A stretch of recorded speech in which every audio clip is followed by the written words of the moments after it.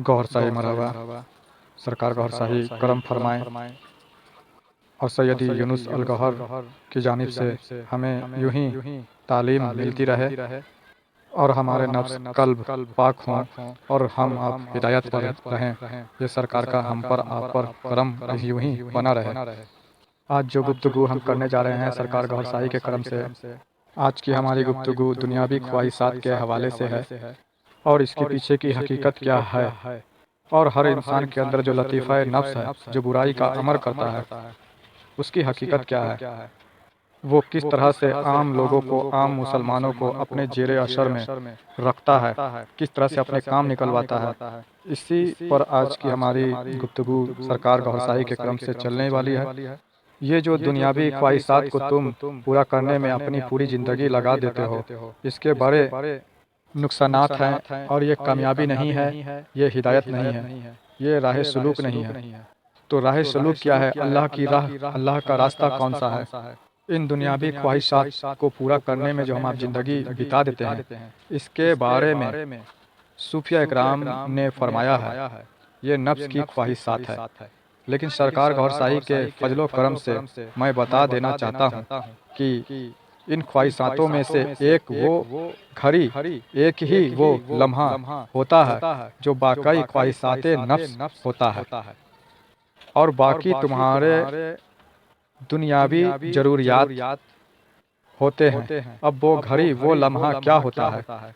जैसे मान के चलो तुम खाना खाने बैठे हो, खाना खा रहे हो, जितने लुकमे तुमने खाए उनमें से एक लुकमा शैतान का होता है, यानी तुम्हारे नफ्स का होता है, और वही वक्त समय होता है अपने नफ्स की मुखालिफत करने का। उस वक्त नफ्स और कल्ब में एक जंग चलती है। ये तो या तो नफ्स की बात मान कर तू अल्लाह से दूर हो जा, या फिर उस नफ्स की मुखालिफत करके तू अल्लाह को राजी कर ले। एक लुकमे को नफ्स कहेगा खा ले, बहुत उम्दा है, टेस्टी है, लेकिन कल्ब अल्लाह के बाकी मखलूकों की याद दिलाएगा, किसी भूखे इंसान की या फिर चरिंद परिंद चूटियाँ ऐसी ऐसी मखलूकों की याद दिलाएगा। जरा इसका भी ख्याल कर। अगर कोई भी ना आता जाता हो तो भी रख दे थोड़ा सा लुकमा, हो सकता है कोई तो भूखा आ जाए। एक मिसाल दिया है मैंने, ये बात जो है मैंने जो अभी अभी कहा, ये एक मैंने मिसाल दिया है। इसी तरह इस भाग दौड़ की ज़िंदगी में, इस दुनियावी जीवन में ऐसे लम्हे, कोई ज़रूरी नहीं है कि खाने के दस्तरख्वान पे बैठे हैं, खा रहे हैं तो ही ये लम्हा, ये घड़ी आए।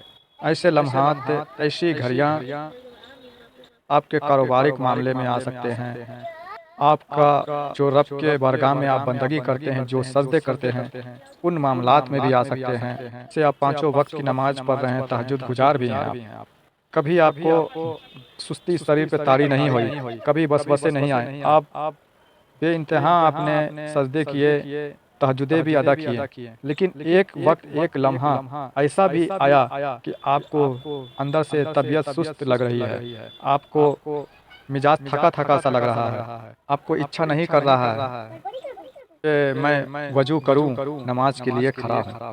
मेरे भाइयों, मेरे दोस्तों, यही वो खास लम्हा है, यही वो अव्वल और ज़बरदस्त लम्हे हैं जिसे हम आप इग्नोर कर देते हैं, जिसको हम नज़रअंदाज कर देते हैं, और इसी लम्हे का हमें फ़ायदा उठाना है, इसी घड़ी का फ़ायदा उठाना है। ये लम्हा ही जो है एक ख़ास होता है, जो हमसे छूट गया तो फिर हमने अपने आप पर जुल्म कर लिया। इस लम्हे को ही जो है ना, जब ख़ास सुस्ती तारी हो रही है, जब हमारे ऊपर वो कराहत गुजर रही है कि करूं कि ना करूं, हिम्मत नहीं कर रहा है, उसी वक्त हिम्मत करके नफ्स की मुखालिफत करनी होती है। वही लम्हा, वही घड़ी दरा हकीकत नफ्स की खास होती है, जिसे हम आप इग्नोर कर देते हैं और मज़े से सोए रहते हैं कि चल खैर है, कजा पढ़ लूँगा और छोड़ देता हूँ। लेकिन दोस्तों, यही वो घड़ी, यही वो लम्हा खास होता है, गौरव फिगर का और हिम्मत दिखाने का और नफ्स के अकड़ तोड़ने का, कामयाबी का, यही वो राज होता है। जो आम मुसलमान तो इस नफ्स के चाल को पकड़ नहीं पाते, लेकिन जो औलिया अल्लाह के नक्श कदम पे चलते हैं, जो सूफिया कराम के तौर तरीके पे खुद को चलाते हैं, जिनके अंदर नूर बन रहा है, जिनका कल्ब पाक हो रहा है, अल्लाह के जिक्र से आबाद है, उनको पीर की तरफ से, मुर्शिद की तरफ से इल्का नसीहत उसके कल्ब पर ही आती है कि कुर्बानी दे। अल्लाह को कुर्बानी पसंद है। किस बात की कुर्बानी? जो तू सुस्ती तेरे अंदर आ रही, तारी हो रही है, जो तू आराम करना चाह रहा है, सोना चाह रहा है, और जो अहम जो बंदगी है, जिस पे खास नजर करम, नजर तजल्ली हो सकता है कि तेरे रब की तेरे ऊपर होने वाली हो, तेरे रब का तेरे ऊपर खास करम होने वाला हो, उस वक्त वो घड़ी, वो लम्हा के बारे में तो तू जानता नहीं है, लेकिन लतीफ़ा नफ्स को, जो शैतान की औलाद, उसे सब खबर होती है। वो घड़ी, उस लम्हे को वो खास कर बर्बाद करने की कोशिश करता है कि इसको मैं बर्बाद कर दूं, इसे कामयाब ना होने दूं। और जो आम मुसलमान होते हैं, जो औलिया अल्लाह से, वलियों की तालीमों से दूर हैं, वो तो ऐसे लम्हे बराबर बर्बाद करते रहते हैं। और कुछ ऐसे भी लोग होते हैं जो वलियों से जुड़े हुए रहते हैं और पीर से मुरीद भी हो रहते हैं, किसी वली कामिल से मुरीद भी हो रहते हैं, वो भी ये लम्हा बर्बाद कर देते हैं। क्यों बर्बाद उनका भी क्यों हो जाता है? इसलिए हो जाता है क्योंकि पीर कामिल से जुड़ने के बाद भी पीर की अहमियत नहीं जान पाए, पीर के नक्शो कदम पे खुद को चला नहीं पाए, अपनी दुनियावी उलझनों में, अपने नफ्स की ख्वाहिशातों में खुद को ज़्यादा डुबो रखा। और पीर ने जो तरीका बताया, जो रास्ते पे लगाया, उस रास्ते पे खुद को नहीं लगाया। पीर की नसीहत से, औलिया अल्लाह, वली अल्लाह की तालीमों को दिल में नहीं उतारा, इस वजह से उनसे भी ये लम्हा, ये मौका हाथ से छूट जाता है और वो भी मरदूद हो जाते हैं खुदा की नज़रों में, और अपनी कामयाबी के राज वो गवा बैठते हैं। ठीक इसी तरह किसी पीर कामिल से अगर आपने, जैसे मान के चलिए किसी पीर कामिल से आपका निस्बत जुड़ा, आपको वो पीर कुछ जिक्र की इजाज़त दिए, कुछ अमल आपको करने को बताया। अब जब आप उस अमल को करने बैठे तो आपके अंदर वो नार है, आप अभी अंदर से पाक नहीं है, आपके अंदर वो नूर नहीं बन रहा है आपके कल्ब में। तो लतीफ़ा नफ्स जो है आपके ऊपर ज़्यादा हावी है, शैतान का और उसके छोड़े हुए जिन्नातों का आपके ऊपर ज़्यादा जोर है उस वक्त। तो उस वक्त यूँ होता है कि जो आपके मुर्शिद ने, आपके पीर ने कुछ वजीफे दिए, कुछ अमल बताए, जब आप करने के लिए बैठे तो उस समय आपके मन में वो शैतान खलल डालेगा, वसवसे डालेगा कि ये क्या कर रहा है, क्या ये सब तू फिजूल के टाइम पास कर रहा है, वक्त जाया कर रहा है, इससे कुछ होनी जानी नहीं है। इससे बेहतर है कि तू नमाज पढ़, इससे बेहतर है कि तू रोजे रख, इससे बेहतर है कि तू गरीबों को दान कर, किसी भूखे को खाना खिला। ये भी अच्छा अमल है, ये अमल आपके दिमाग में वो जहन में लाएगा। इस वजह से आप बदगुमान हो जाएंगे और फिर आप कहेंगे हाँ यार, इससे तो कुछ होनी जानी नहीं है, 4 दिन से, 8 दिन से, महीने दिन से तो मैं कर रहा हूँ, कुछ समझ में आ नहीं रहा है, तो बेशक ये तो बात मेरे मन में सही आ रही है, ये बात इससे कुछ होनी जानी है नहीं। इससे बेहतर जो है सही बात मेरे मन में आ रहा है कि गरीबों को दान करेंगे तो ज़्यादा सवाब के हकदार बनेंगे, नमाज पढ़ेंगे, रोजे रखेंगे।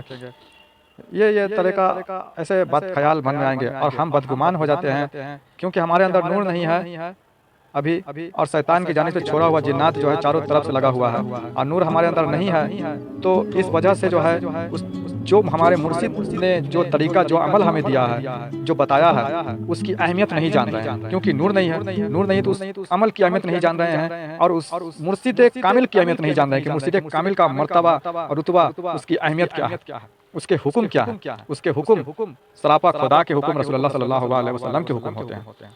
जो मुर्शिद हुक्म कर दे, मुर्शिद हुक्म कर दे कि तुझे हज को नहीं जाना है, तेरा हज मेरा ही दीदार है। मुर्शिद हुक्म कर दे कि तुझे नमाज, रोजे, कुछ इबादत बंदगी नहीं करना, तुझे मेरे दर की गुलामी करनी है, झाड़ू देना है तो देना है। मुर्शिद हुक्म कह दे कि दिन है तू इसे रात समझ, अगर रात है तो कहे कि दिन है तो दिन मानना है, दिन है तो रात कहे तो रात मानना। ये सब अहमियत मुर्शिद की होती है, मुर्शिद के अंदर वो ताकत होती है और मानना है, क्योंकि मुर्शिद का हुक्म, मुर्शिद की बातें सराफा रब्बे कायनात की बातें होती है, क्योंकि मुर्शिद की जुबान में अल्लाह रब्बुल इज्जत ही बोलता है। सरकार हमारे हुजूर नबी पाक सल्लल्लाहु अलैहि वसल्लम की ही जुबान होती है। मुर्शिद की कदर अल्लाह रसूल की कदर है, जो हुक्म करे वो हुक्म मानना है। क्योंकि हमारे अंदर नूर नहीं है, अब भी मुर्शिद से जुड़े हैं, और नूर ना होने की वजह से तो शैतान का जो ताकत होता है, उसकी जो लश्कर होते हैं, जिन्नाती फौज होते हैं, वो हकीकत जानते हैं कि ये तो इतना ज़बरदस्त अमल इसको दे दिया है कि ये मेरे हाथ से चला जाएगा। तो वो पूरी तरह से अपनी ताकत लगाता है, शैतान उसकी जिन्नात फौज पूरी तरह से ताकत लगाता है कि इसे किसी तरह से रोका जाए। इस वजह से वो मन में खलल वसवसे डालता है कि ये काम छोड़ दे, ये बेकार है। आप 1 महीना किए, 2 महीना किए, आपके मन में वो खलल नहीं डाला, वो देख रहा है, हंस रहा है, तमाशा देख रहा है। लेकिन जैसे वो एक लम्हा, वो एक घड़ी खास होता है जो आपकी कामयाबी का होता है, वो समझ जाता है कि ये कामयाबी वाला घड़ी, आज ये कामयाब हो जाएगा, तो उस समय आपको वसवसे आपके खलल मन में डालेगा। तो जिस समय आपके मन में वसवसे खलल आ रहे हैं, तो समझ लीजिए कि वो घड़ी, वो लम्हा आपने छोड़ा, तो आपने अपनी बर्बादी अपने से चुना, आप अपने पैर पे कुल्हाड़ी मार लिए। उस घड़ी को, उस लम्हे को जब वसवसे आ रहे हैं, जो ऐसे आपके अंदर ख्याल आ रहे हैं, नफ्स आपके अंदर से बलगला रहा है, उस घड़ी, उस लम्हे को नहीं छोड़ना है, और अपने मुर्शिद का हुक्म का पालन करना है।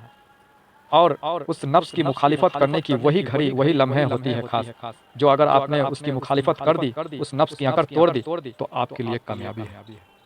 यही है कामयाबी का राज। ये 2-3 मिसालें जो मैंने आपको पेश की, ये आपको समझाने के लिए मैंने पेश किया। दुनियावी जीवन में भी ऐसे ऐसे मौके, ऐसी वारदात इंसानों के साथ पेश आती है। तो दुनियावी जिंदगी, जो रोजमर्रा की जिंदगी है इंसान की, कोई जरूरी नहीं है कि सारी दुनियावी काम, जो दुनियावी जरूरियात जो आप पूरे कर रहे हैं, इसमें सारा का सारा अमल दखल नफ्स का ही है।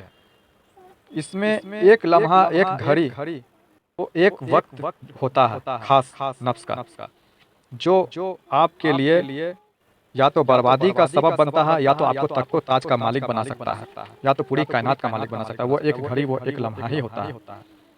वो एक घड़ी, एक लम्हा आपके कारोबारिक मामले में भी हो सकते हैं, आपके रिश्तेदारी के मामले में भी हो सकते हैं, हर गृहस्थी, आपके खाने पीने, आपके रब की बंदगी, इन सब में वो एक लम्हा, एक घड़ी, वो एक घड़ियाँ खास होती है, सभी के साथ आती है। लेकिन आम मुसलमान इस बात को नहीं पकड़ पाते। इसलिए कहा जाता है कि मुर्शिद कामिल का दामन थामो, पीर कामिल का दामन थामो। इसलिए ये तरीका, ये सिलसिला हुजूर नबी पाक सल्लल्लाहु अलैहि वसल्लम ने अपने दौर से चलाया, मौला अली के जरिए ये तालीम बातनी चलाई, और पीरी मुरीदी का सिलसिला जारी रहा, और आज तक ये चल रहा है, ये तालीम इल्मे बातिन का। और आज तो बेहद आसान हो गया है। आज हमारे बीच सरकार गौहर शाही जैसी हस्ती अल्लाह रब्बुल इज्जत के करम से मौजूद है। अलरा टीवी एक ऐसी प्लेटफॉर्म है जिस जहां से आम मुसलमानों को हिदायत मिल रही है। भले लोग इसकी मुखालिफत करें, अलरा टीवी की मुखालिफत कर रहे हैं, सैयदी यूनुस अल गौहर शाही की मुखालिफत करते हैं, यहूदियों का एजेंट बताते हैं, वगैरह वगैरह। लेकिन इतना जान लें कि जहाँ पे हक की बात चलती है, जहाँ से हक का रास्ता दिखाया जाता है, अल्लाह का रास्ता दिखाया जाता है, तो शैतान की ताकत, उसकी फौज, जिन्नाती फौज भी उरूज पे होती है, उसे रोकने की और उसे बदनाम करने की। लेकिन हमें आपको चाहिए कि साबित कदम रखें, हक और बातिल की पहचान करें, उसकी तहकीक करें। अगर तुमने साबित कदम रखा, हक और बातिल को जाना और हक का रास्ता चुना, यानी कि अल्लाह का रास्ता चुना, तो वाकई तुमने नफ्स के बरक्स काम किया, नफ्स की अकड़ तोड़ी, नफ्स की मुखालिफत तुमने की। और यही अदा अल्लाह को पसंद है। तुमने अल्लाह को राजी करने का पहला सीढ़ी चुन लिया, पहला रास्ता तुमने इख्तियार कर लिया, और फिर अल्लाह की जानिब से तुम्हारे ऊपर मदद करम भी होने लगी। यही है अल्लाह का रास्ता चुनना, अल्लाह की तरफ से मदद हासिल करने का तरीका। अल्लाह की मदद चाहिए, अल्लाह को राजी करना चाहते हो, अल्लाह का कुर्ब हासिल करना चाहते हो, अल्लाह वाला बनना चाहते हो, हुजूर के कदमों में पहुंचना चाहते हो, तो नफ्स का गला घोट दिया जाए, नफ्स का गला घोट दिया जाए। तो याद रखना कि दुनियावी अरबों मामलातों में ये एक वक्त ये वो घड़ी, वो लम्हे जरूर आते हैं जब अपने नफूस का गला घोटने का वक्त होता है और अल्लाह को राजी करने का वक्त होता है।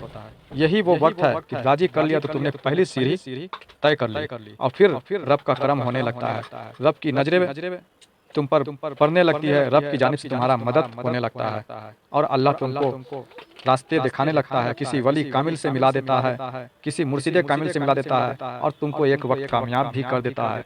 या तो अपने मोमिन बंदा बना देता है या तो अपने वलियों में तुम्हें शामिल कर लेता है। यही है वो कामयाबी के राज। तो आज का गुफ्तगू मैं यहीं ख़त्म करता हूँ, लेकिन आप लोगों से गुजारिश है कि आज वो अव्वल और हक जो साबित कदम आपका रखने में मदद करता है और आपको अल्लाह से जोड़ता है, रसूलुल्लाह सल्लल्लाहु अलैहि वसल्लम की बारगाह रिसालत तक वो जो ले जाता है, जो सही उल अकीदा रास्ते हैं, वो हैं सैयदी यूनुस अल गौहर अलराह टीवी के जानिब से जो तालीम पेश कर रहे हैं, उनकी सुने और उनके नक्शो कदम पे खुद को चलाएं, क्योंकि वो जो तालीम देते हैं वो सरकार गौहर शाही की तालीम देते हैं। अल्लाह वाले जो होंगे वो अल्लाह की तालीम, अल्लाह के रास्ते बताएंगे और आपके नफ्स, आपके कल्ब को पाक करने का तरीका समझाएंगे। तो सैयदी यूनुस अल गौहर शाही को सुने, अलराह टीवी देखें यूट्यूब पर और कामयाब हों, गुमराही से खुद को निकालें, खुद को बचाएं। अस्सलाम वालेकुम व रहमतुल्लाहि व बरकातहू। गौहर शाही मरहबा।